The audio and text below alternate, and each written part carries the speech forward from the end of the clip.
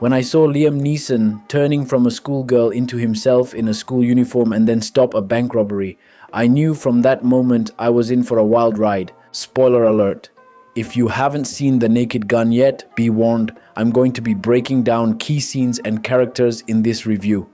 From the moment I saw the trailer, I was excited. I wanted to see how they would make a modern spoof comedy in 2025. That curiosity is what got me hyped to watch this movie, and honestly, it didn't waste time pulling me in.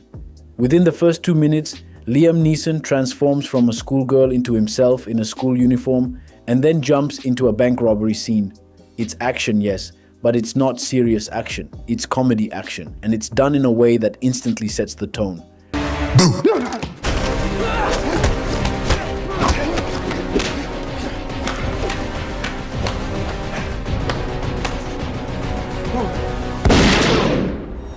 Right away, I knew I had to lock in because this was going to be silly and entertaining. Now let me just say this, I've never seen Liam Neeson in a comedy before.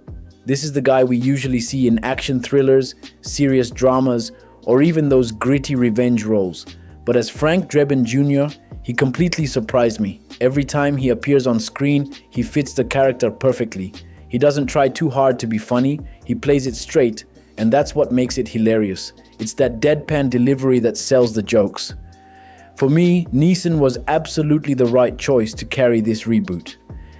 And then we have Pamela Anderson as Beth Davenport. I've got to give her credit. She was not just a background character. Her chemistry with Liam Neeson really worked.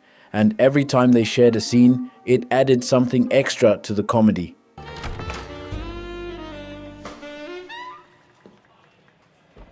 Oh. Over here, Lieutenant.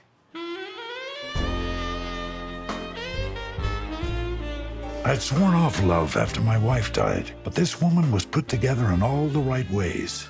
Face, head, shoulders, knees and toes, knees and toes. You could actually buy into their dynamic, which makes the spoof even funnier because it grounds some of the chaos.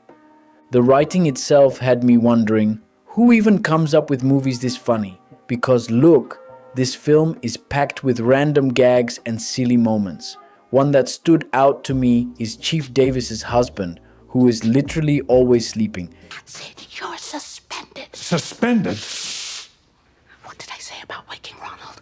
He has the Fitzgerald presentation tomorrow, and if Morimoto doesn't accept his vertical integration pitch, Bill Cantor will leapfrog him for the 3rd year in a row. But Ronald trained Bill. Exactly.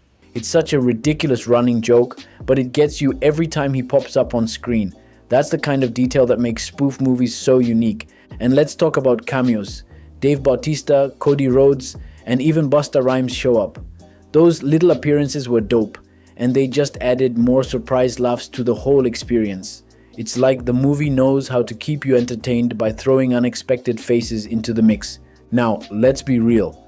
The action scenes themselves are not that wow. If you're going into this expecting explosive, edge-of-your-seat stunts, you might be a little let down. But that's not really the point. The movie doesn't care about being a big action blockbuster. It focuses on adding comedy into action moments, twisting them in funny ways, just like classic spoofs have always done. And honestly, that's what works here. The comedy is the star, not the choreography or the explosions.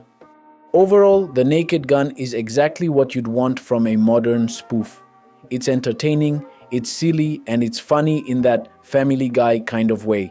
Sometimes over the top, sometimes just plain dumb, but it keeps you laughing. For me, it's a solid 7 out of 10.